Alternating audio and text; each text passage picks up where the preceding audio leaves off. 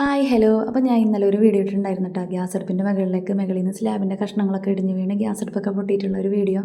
അപ്പോൾ ആ വീഡിയോ ഒരുപാട് പേര് കണ്ടായിരുന്നു കേട്ടോ. അപ്പോൾ കുറച്ച് കമൻസും ഉണ്ടായിരുന്നു, ഒന്നും മനസ്സിലാവണില്ല, എന്താണ് സംഭവം, ഗ്യാസ് അടുപ്പ് പൊട്ടിത്തെറിച്ചതാണോ കുക്കർ പൊട്ടിത്തെറിച്ചതാണോ എന്നൊക്കെ ചോദിച്ചിട്ട്.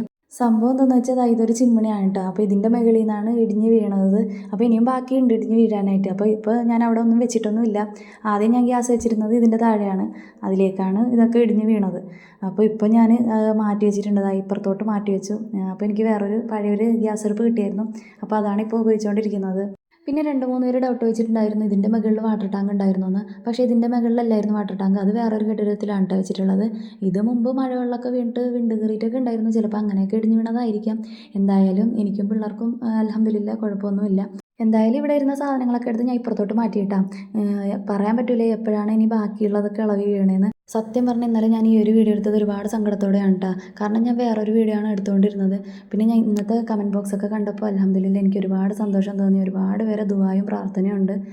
ഇനിയും ഞാനത് പ്രതീക്ഷിക്കുന്നുണ്ട് കേട്ടോ എല്ലാവരെയും.